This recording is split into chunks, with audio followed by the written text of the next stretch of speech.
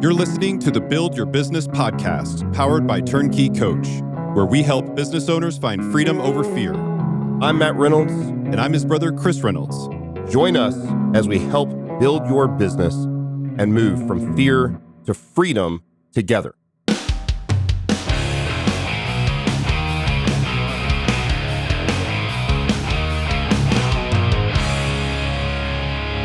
You're listening to the Build Your Business podcast. I am your co-host, Matt Reynolds, here with my brother, Chris Reynolds. We've got almost 40 years of business ownership experience between the two of us. We help you go from fear to freedom in business ownership. Man, it was really scary when we got started and didn't really have a lot of people to walk through it with us. And so that's what we're here to do, to help coach you through some of these challenges and problems and scary things that cause anxiety in business owners and walk through that. And so welcome to the show, man. How's it going? It's going well. It's been a crazy, crazy day this day already. But this is one of those days where everything that could possibly go wrong has already gone wrong. Those are my favorite days. Just insane.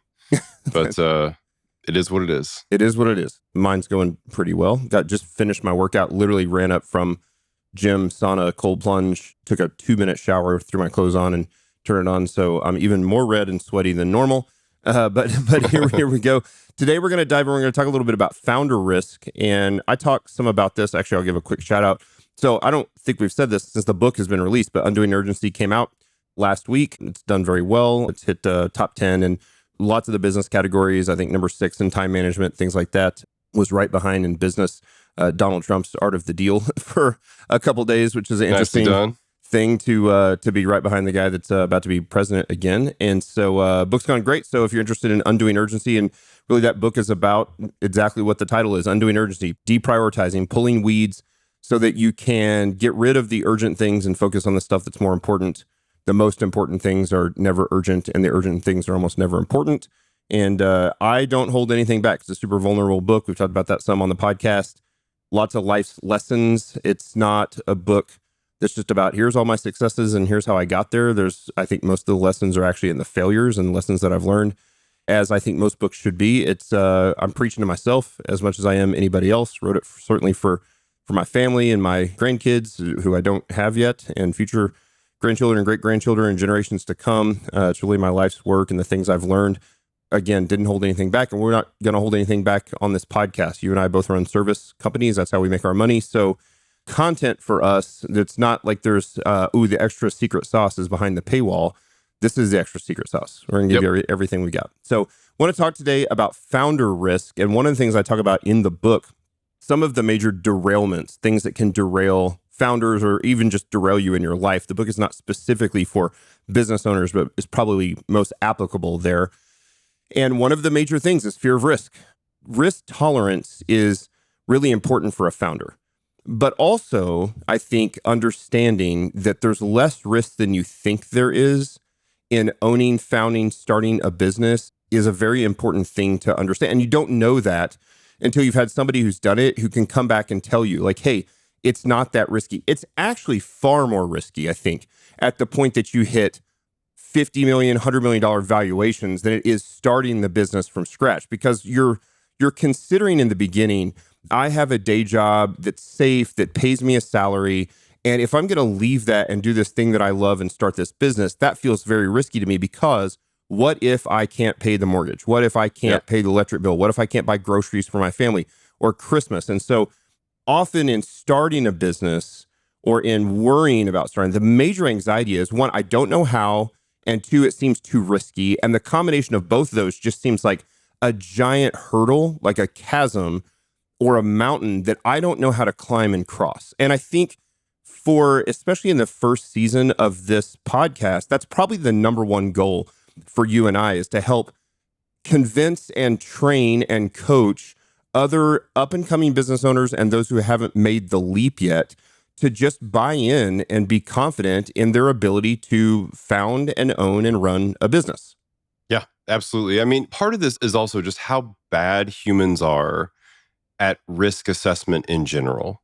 Like, humans were not really, like, it's so easy to get confused about where the higher risk is in almost any situation. I can't tell you how frequently I hear about people who are just freaking out about some news headline or something that Sure. they're like, this is the new thing, and everything's if it's been, I've heard a lot of this around AI. People are talking about like AI, we're all losing our jobs and everything's Yeah. going away, and I'm like, Terminator's coming, and then they're going to take us over, and they're going to kill everyone. you got in the car this morning and took your kid to school. Like, that was the riskiest thing you're going to do all day. You realize that, right?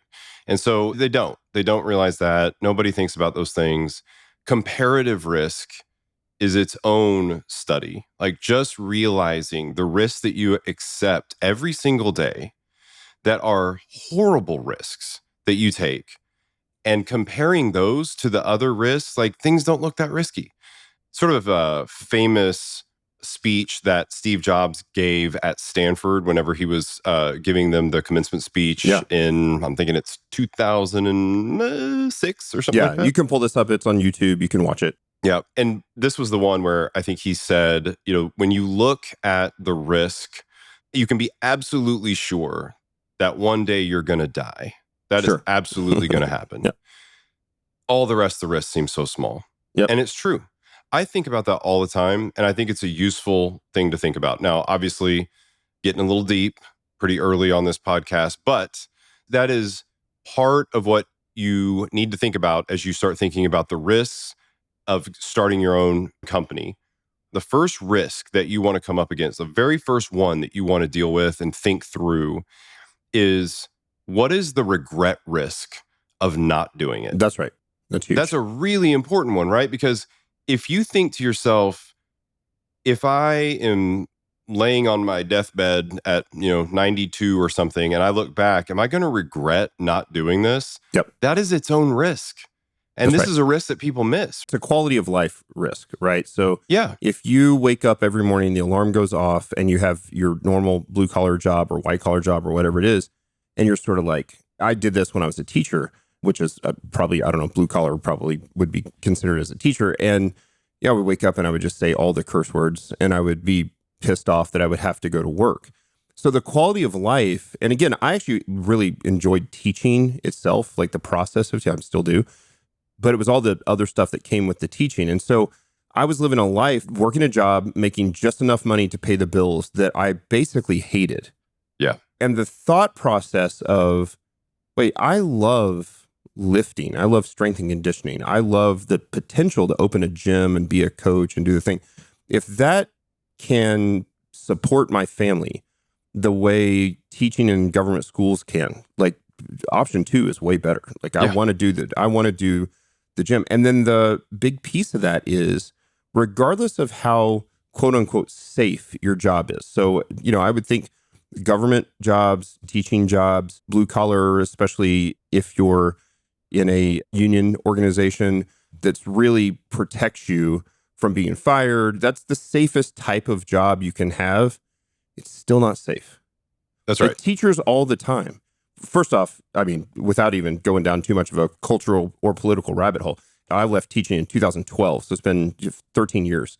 How much has the world changed in 13 years? Man, I would not want to have 30 kids in the classroom. And even back then, there's a massive risk of some kids saying that you did X that you didn't do, or that they took way too far, and you get fired. And the same thing can happen in a lot of those blue collar jobs. You can get hurt. You can end up on opiates for the rest of your life and sitting at home on workman's comp. And that's a terrible quality of life. And so, and most people listening to this don't have a job that's that safe. They're working a regular job in a regular business, which means if the economy struggles, if the business decides to aggressively get lean, like we talked about last week, your job's on the line. That's right. I can't tell you how many times I've talked to people in some of the larger corporations that are like, hey, my job's totally safe. I'm in this large corporation. I'm like, that's one of the most dangerous places you can be. And as you work your way up the chain, the danger grows. That's right. Because what happens is you get a big old target on your back because your pay is getting higher and your benefits package is getting higher. And when they need to get lean, and that's driven entirely by the economy or their specific, that specific sector of the economy, they cut. Those decisions come from the top, and it doesn't matter who knows you. Like, at the end of the day, your job can go. So one of the big aspects of this that I always like to to describe to people as you start thinking about, creating your own company and assessing the risk of that is, at least in your organization, you are the last to go.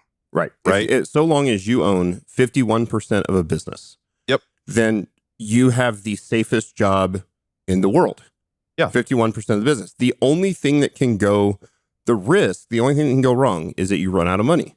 That's right. That's the risk. But you're never going to lose your job. Right. Right. And you're not going to run out of money because you listened to our last podcast where we talk about how to not run out of money. That's right. Because you're going to focus on zero-based accounting and profit first mentality so that there's always profit and you're not taking a bunch of debt and having to raise money. And at the point that you potentially grow, there is like this bell curve where in the beginning, there is some risk because you're trying to make enough money to survive in the early days. Right. Then if it goes well, as it should, and a lot of that is just consistency over time. We've all heard the stats that the 90% of businesses fail in the first 2 years. Things.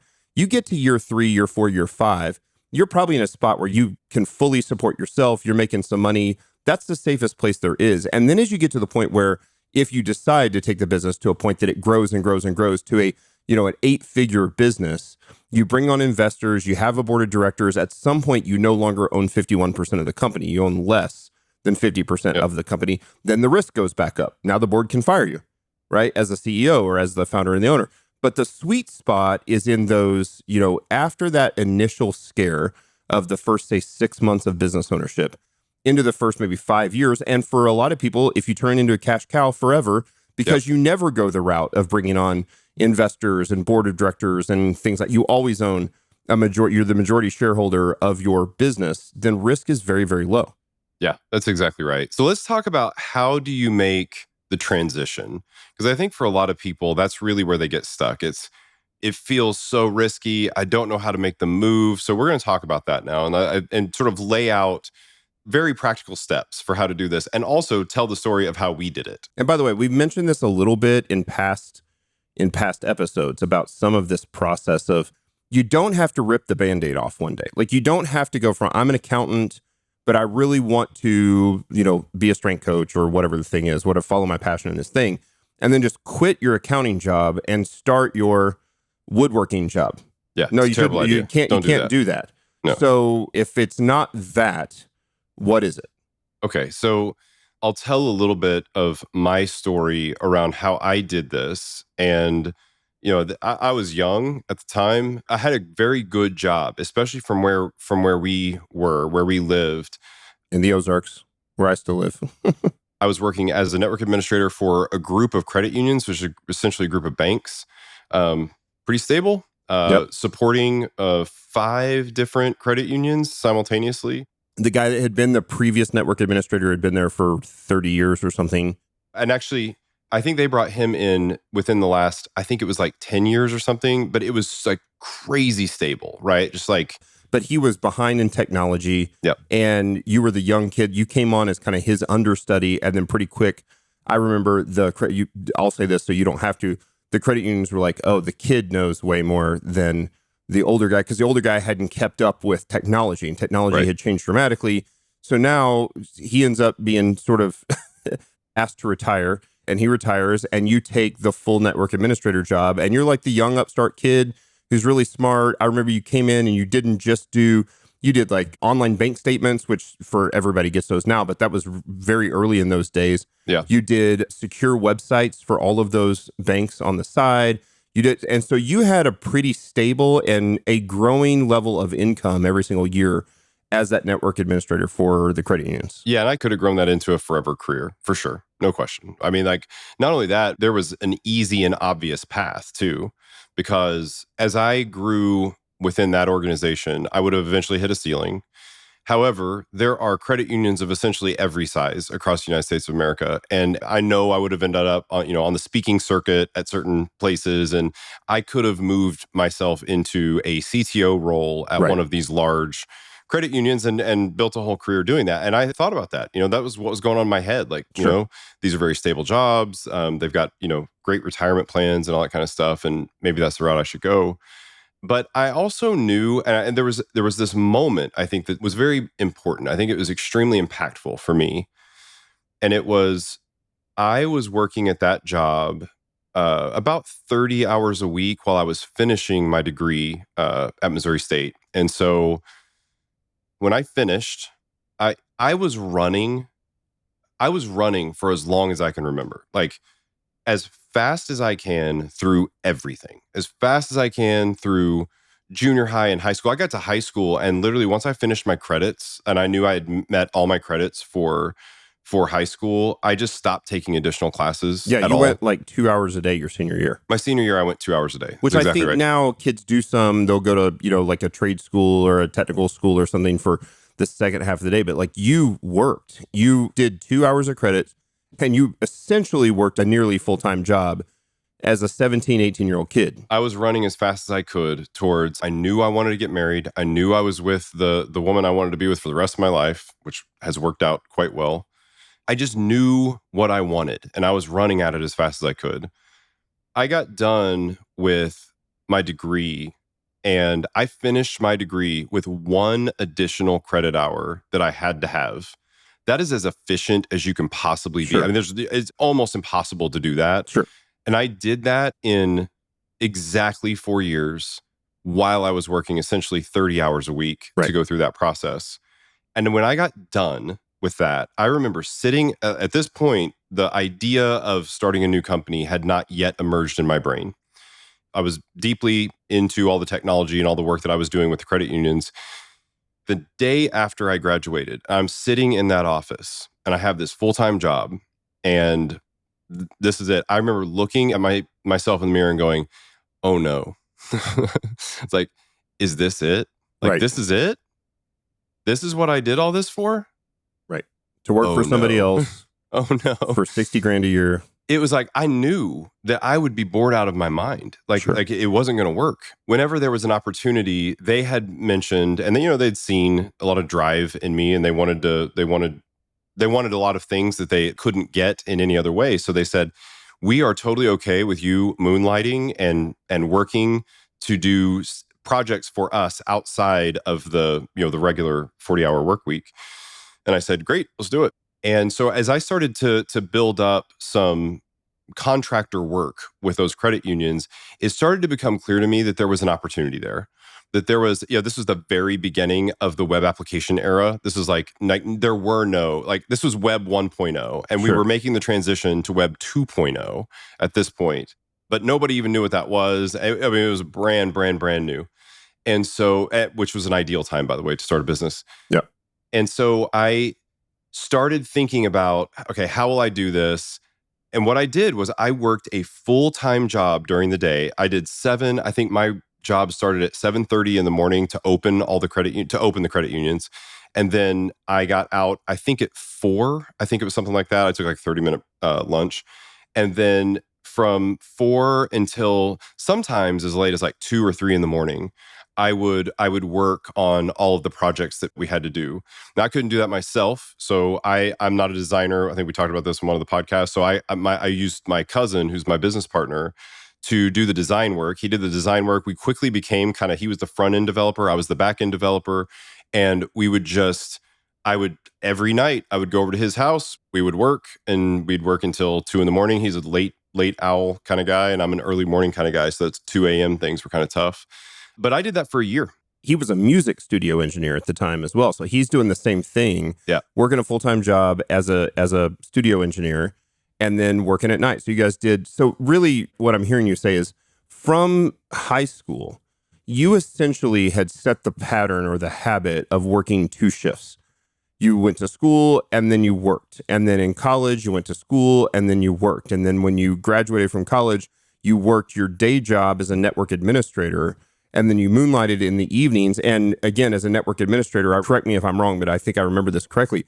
The things like you had pretty good hacking skills. And so you said, I went in as if I were a hacker, and I can hack into all these bank websites, and you don't have secure websites, and you need secure websites. But building secure websites is not in my job description as a network administrator. And so one of the first things you guys did was you built secure websites for all of these credit unions.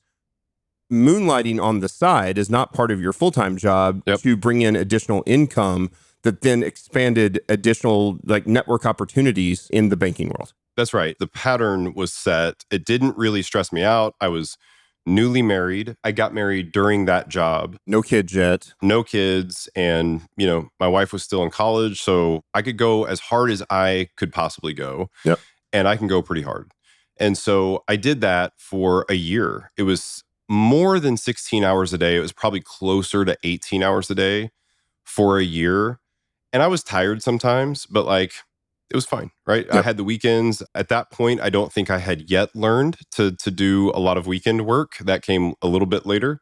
But for the most part, that was the way that the opportunities started to emerge. And it wasn't until one of those credit union CEOs mentioned that they liked the work that we were doing. We were getting a good name. The value of the product that we produced. And this is another important thing, right? You got to go out there and put out really high quality stuff. Sure. But if you do that, opportunity finds you. And so what happened was that CEO of the credit union was on the board of a small insurance company in Nixa, Missouri. That insurance company no longer exists today. That company needed something. They thought they needed a website. So we went to visit them and we learned at the time that what they needed was not a website. What they needed was actually a way for their agents, their insurance agents, to quote insurance policies, to get quotes for insurance policies for the policyholders. So if you're a homeowner today and you need homeowners insurance, you go to an agent. The agent gets quotes from maybe 3 or 4 different places. At that point in time, it was actually very uncommon for that to be done over the internet because there were no websites that allowed you to do quoting like that. Sure. We learned on the fly that this was a thing that they needed to do. And so we went head down, we built the system, this quoting system, and the quoting system started to take off. Also, I remember that you negotiated an upfront payment from them. You said, if we're going to do this, it's going to cost this much and we're going to need this much upfront. You were just kind of honest with them. We're fresh out of college. We're kind of, early in our career. We're going to need this to build this. And then when we complete the work, you finish the payment. But you guys were able to take in a significant amount of revenue to build out that software. That's right. It also allowed you to start hiring some of your early employees or early people that were beyond just you and our cousin to build up that business. And so you were able to pivot from banking software to insurance software because you were young and you were mobile. You could quickly turn the ship. And so, what you think you're going to get into, which we've talked about in previous podcasts, almost never what is actually the niche you find yourself in long-term, the successful niche you find yourself in long-term. And so now you're going from banking software and banking websites and e-statements and all those things to really what was an all-inclusive office management, CRM type software specifically for insurance companies and specifically for smaller insurance companies. All those, the big 7 or whatever, the State Farms and the Allstates and the Progressives and the Geicos, they all have an entire team to work on that. But these Farmers Mutuals, these mutual type insurance companies, out of $2 million in premiums a year to 10 million, to 10 million maybe, nobody had cracked the code on how to write fully functioning, complete software for companies like this. That's right. And you guys were able to do that. And so... Well, another really interesting point here is that first step was just quoting systems. It was only this one little component. And that spread really quickly because it was extremely effective. We were able to get lots and lots and lots of new business for these small carriers. And that they hadn't seen that before. So they were very excited. And was the new business primarily 1 degree of separation? I remember you went to a lot of conferences, insurance conferences, and you would put up booths and you would speak and you would give demos of that sort of thing. Was it a combination of both? Where did these most people all know each other in this Right. space across the United States? 100% of these people know each other. So it was very easy. Once you did a really great job, and we were crazy about this. If the software wasn't working the way that we expected it to work, they had our cell phone numbers. It was call my cell phone, and if you need to wake me up at 3 a.m, I will get up and solve your problem. It was the service level. This was the beginning, I realize now, of I had a standard already in my head about the service level that I wanted to see because I didn't see it in the market. And that would later become what my current company is, a service level that people just don't see from tech at all. Right. I knew that needed to be done. And so we had made such a name for ourselves. And this was a pretty sleepy industry. There was no, it was ripe for disruption. And so that took off and it got all the way to West Virginia. And we realized, I remember Phil and I having a conversation in the car, that our pricing model was broken and that we were basically going to run out of money. So on that first one, like it wasn't done by any means. Like we had pivoted once from banking where I realized that we couldn't really, it's very hard to push the products that we had built for banking to the next level. So we go to these insurance companies, we build quoting, but quoting, we were pricing this quoting. It was essentially custom software every time. And so we were able to use some of what we had done in the past, but it was still very, very custom, a lot of custom pieces all the way throughout. And we didn't really get a residual. We got very little residual from these contracts. So we'd get some support fees, but they wouldn't be enough to really, make a company grow. And it wasn't enough of the business to make it work. And so we were starting to toy around with the idea of building a system that would run the entire insurance company. And build it on the web, which was, again, this had not been done at this point. So totally web native, runs an insurance company from beginning to end, claims management, claims processing, policy processing, pay the bills, everything, like payments, everything. We had toyed around with the idea, but we would need new customers to actually pull that off. So we get to West Virginia. Well, actually, the story is probably useful in and of itself. What actually happened at that point is that we had a potential customer reach out to us. I still have the email to this day where he said, "Hey, we've heard some really great things about your quoting system and would like to talk to you. We have a conference in West Virginia, in the middle of West Virginia. Would you be willing to come out and meet with a group of us in West Virginia?" And Phil and I had no money. Right. Like we were down to almost get nothing. To West Virginia, driving to the gas to West Virginia. Right. Was too much. We had just enough for 2 cheap plane tickets to get there and we stay in the same hotel room. And it was tight. So we go to this thing and that relationship becomes the one. That guy, his name is Art Meadows, call out to Art. Still a friend of mine today. I'm on a bunch of boards with him. But Art knew so many, he was a connector. He knew so many people in the industry that what happened was he put us in contact with 5 different companies that all wanted this big policy administration system. And they all agreed to put money in a pool without owning any of the equity. We would own all the equity.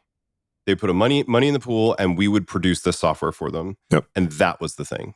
That became BrightCore. BrightCore took off.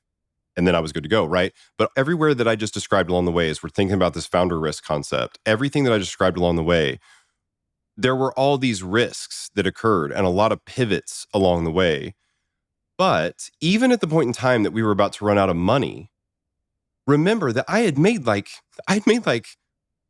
probably made 200 connections of places that would have given me a job immediately. Right. Immediately. Like I could have had a job that paid just as well as my previous job the second I sent the email or made the phone call. Yep. So what was the real risk? Sure. Right? The risk wasn't actually what I thought it was. In fact, as you go through and expand and learn and meet new people and all those things, what really happens is your total risk, the total risk that you end up in a situation where you cannot pay the bills drops very close to zero. That's right.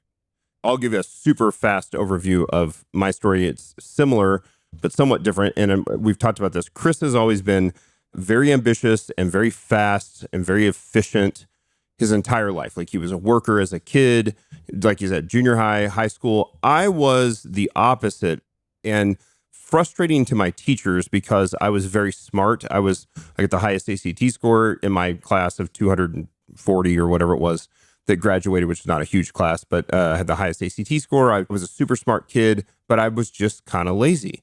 And I worked from the day I was 16, and I went and got a job at Kmart and did the typical 16-year-old jobs. And I was really into my senior year. I got really into lifting and we studied everything we could. And we were at a house at the time that the previous owners had turned the 2-car garage into they had built a 3-car detached garage, and the 2-car garage was on actually ended up being your bedroom. You had been stuck in the small bedrooms our whole life. And so we're like, Chris gets the big bedroom. Yep. It wasn't a master bedroom, didn't have a bathroom attached. But we ended up, you had your bedroom, and then we built a gym in your bedroom, and we would train at night during college or even during high school. And then when we got into college, we would train a lot at Missouri State at the gym there. And so I just fell in love with strength training. But I ended up going into education, not because I was passionate about it, but because my wife is a couple years older than me, and she was going to be a teacher. And I thought, well, this is a good, teaching is a good job for a husband and wife combo, because you get the summers off together, your Christmas break and Thanksgiving break are all off together. That seems like the right move to make. And so I started teaching in 2004. In 2008, I opened a gym, Open Strong Gym. But the caveat to that is we already had 30 or 35 guys training out of my 2-car garage. I had built a really nice home gym in my garage when we bought our first house. And we were just outgrowing the garage. We couldn't fit everybody in there. So we rented the cheapest. It was like $450 a month. And it was like 10,000 square feet. Industrial space, no heat, no air conditioning. It had a bathroom. I'm sure you remember it. We could do all the lifts. There's plenty of room for equipment. We could do strongman stuff in there, flip the tires, all this stuff. I never thought that was going to be a successful business. I thought I'd be a teacher. And then I went to get my master's as a principal. And by the time I finished my master's, I was like, I don't think I'm going to stay in the government school systems. Yeah. I think maybe I can do this.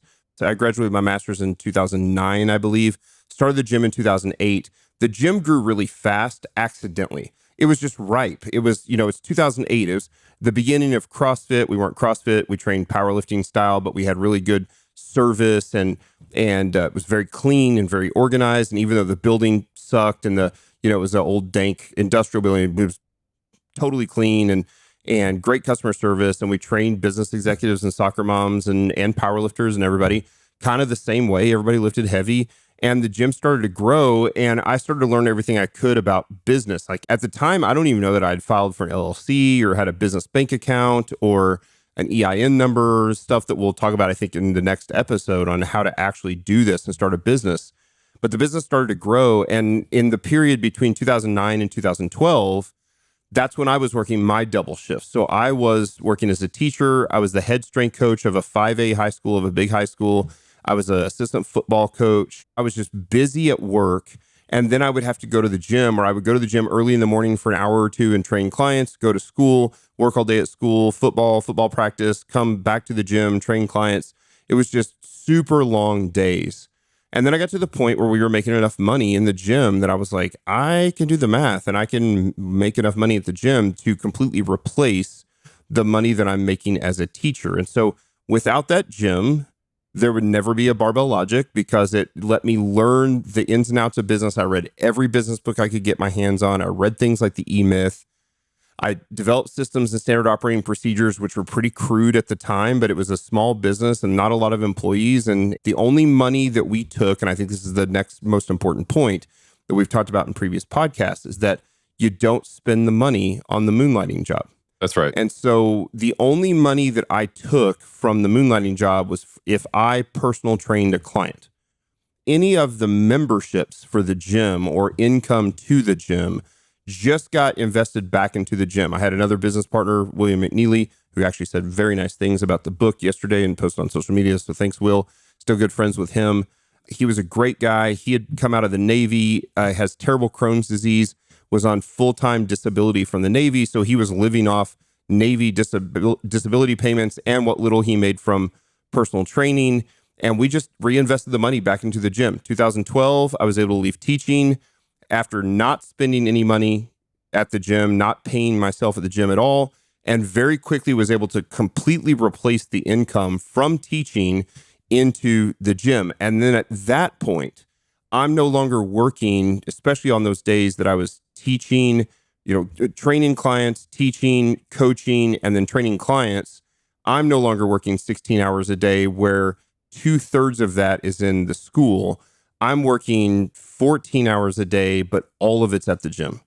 Yep. And so much of it was not just the working in the business. I learned the concept of the E-Myth of working on the business. And so I developed business plans, not for a bank, not to go get a loan. a business plan for us? What's our philosophy of training? What's our core values? What are the things we stick to?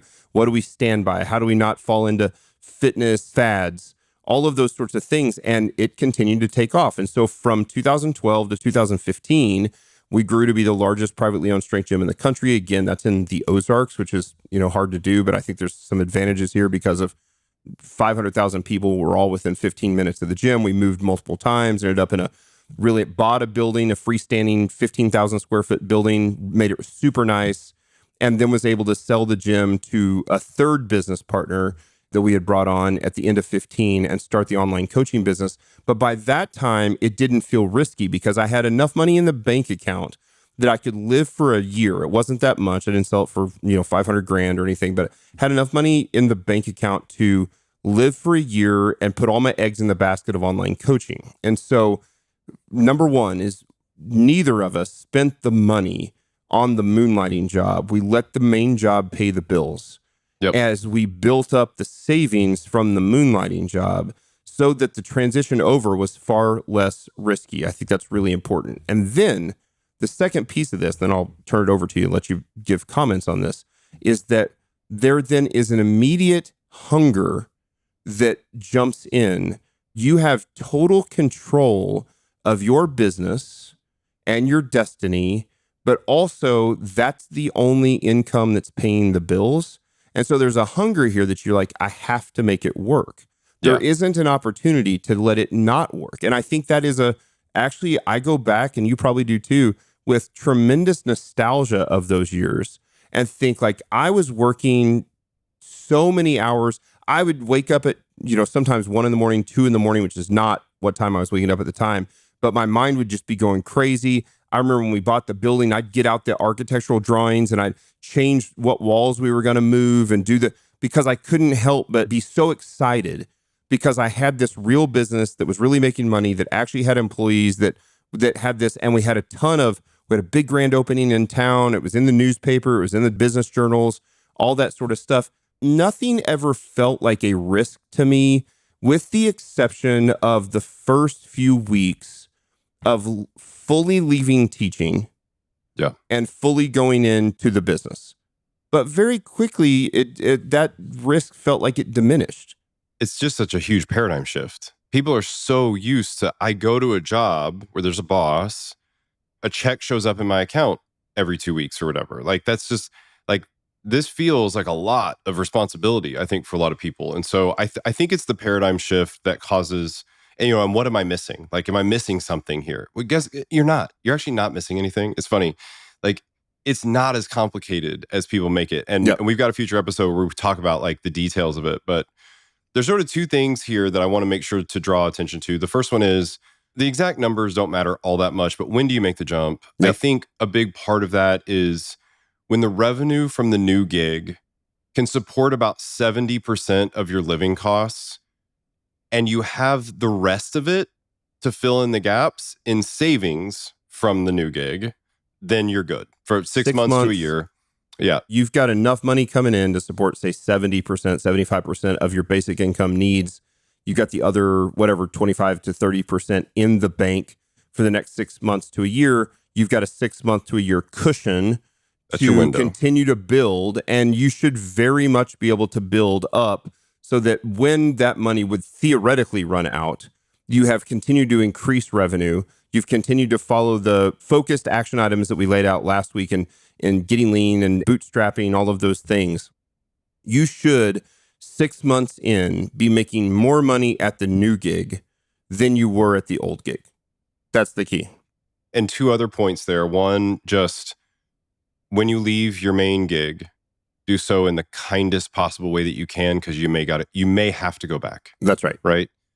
But additionally, the point I made earlier is still valid. The customers you create during this time frame are also clear job opportunities for you. So it's not like you couldn't go back to the 9 to 5. You could go back to the 9 to 5 if you had to go back to the 9 to 5. Correct. So just know that like that's part of the de-risking, is making sure that you're leaving your optionality as open as you can.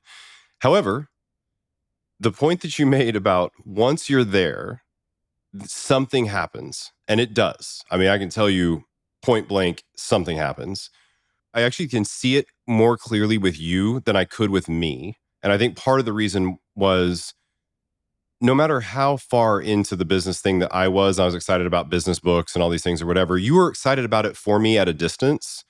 But it wasn't until you got into your own business that you started slurping down the business That's books. right. Right? Drinking from the fire hose. And I think that drive to learn is also you realize that the learning is survival. And so you have a very immediate reason to need that stuff. Yep. And there's a ton of it that you can consume. But this is I call this the burn the ships moment, because if you haven't heard that phrase before, that's a Cortez, that's a phrase that describes when Cortez makes it to Mexico in like 1519, the guys that were there were like, yeah, we could always go back. And he was like, nuh-uh, because we're going to go burn the ships. We're going to burn the ships. Right? We're here now. We're going to conquer this thing or we're not. Yep. That's how it's going to go, right?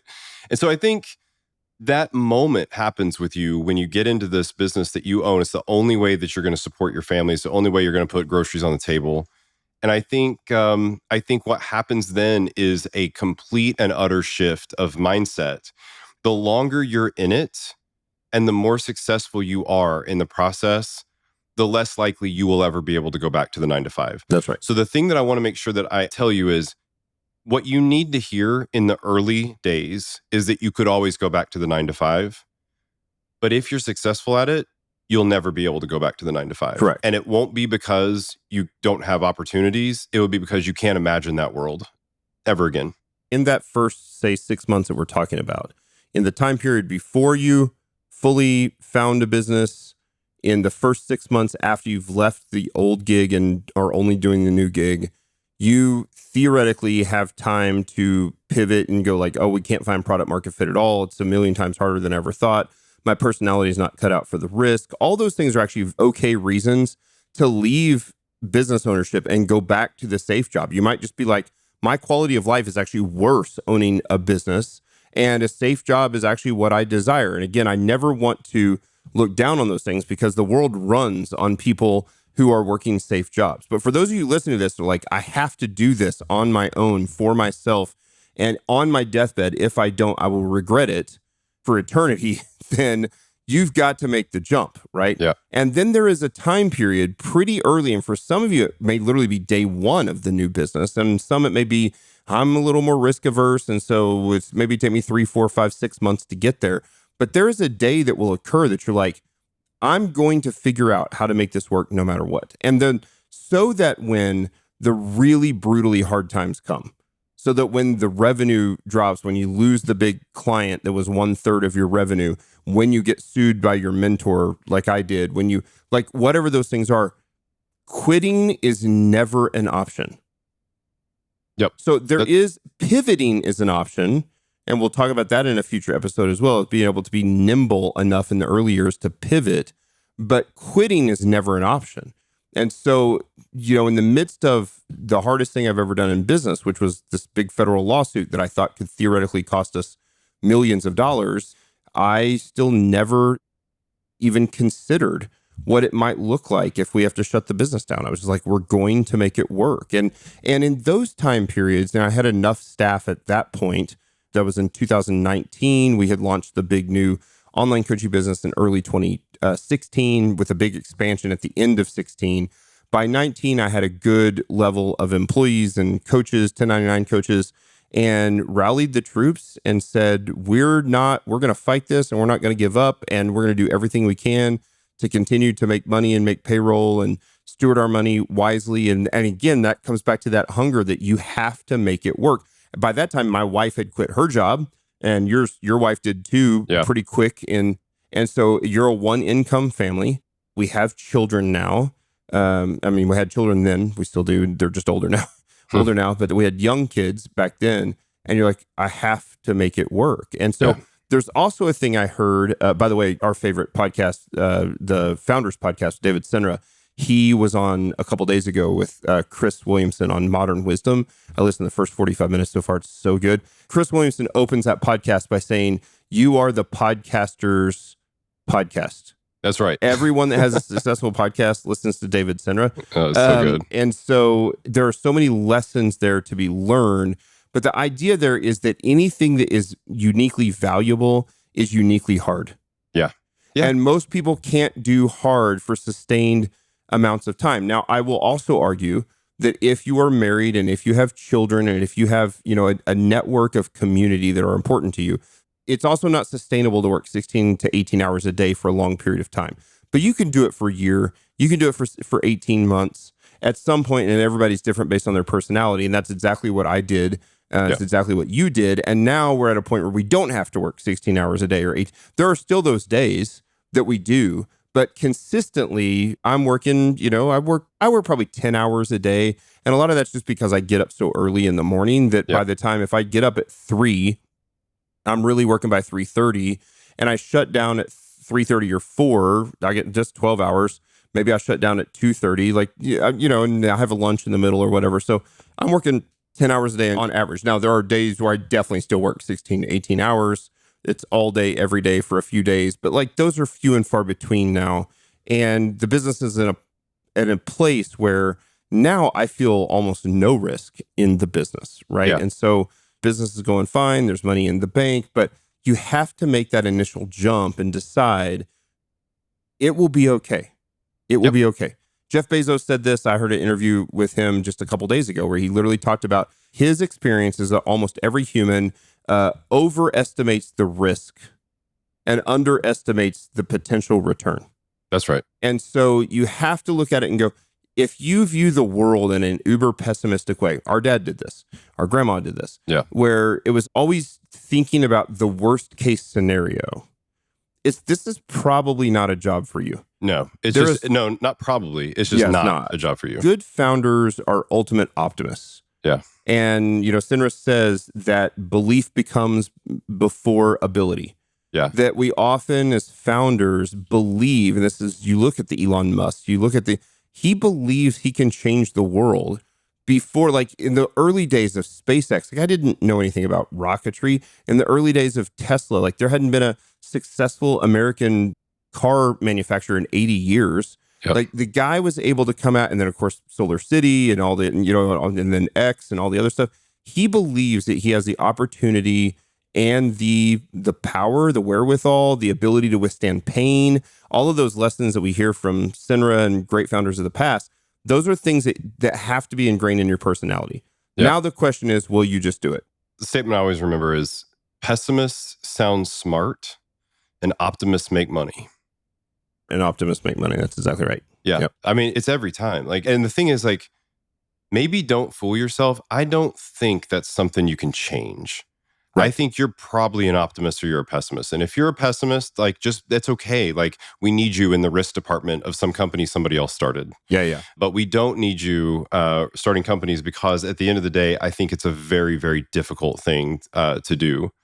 All of this sort of leans in this general direction, which is obviously know yourself, know whether or not this is the right move for you. But if it is, don't overestimate the risk, and make sure that the way that you execute is smart, right? A lot of this has just been very practical. We're just saying, listen, when you do this, you've already got the cash pad to be okay for 6 months to a year, because things are going to go in a way that you don't expect them to go.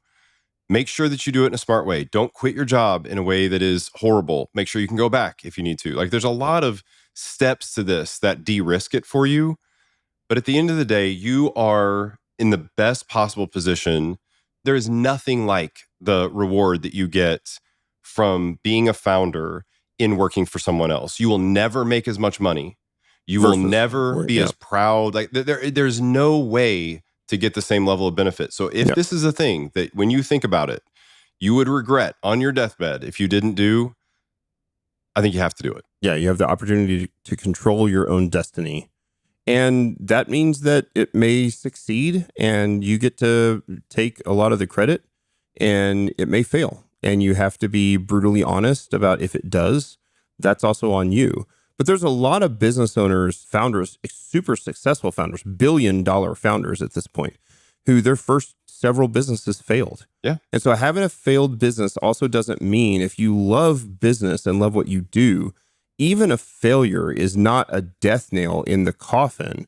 you can come back and do it over again. And then you can do what you've done, which is have a successful business, go a route that was eventually, private equity and a lot of stress. And now your new business has decided profit first, hopefully never having to take on investors in private equity, or if so, that would be way, way, way down the line, and just build a cash cow profitable business. You have an opportunity to do that as well. So as you learn the process of this, once you get through the steps of, and what we're going to talk about next week, like how to actually start a business very practically, like how to get an LLC and a business bank account and an EIN and things like that, and be in people of action. Once you've done that, it's actually a really easy process.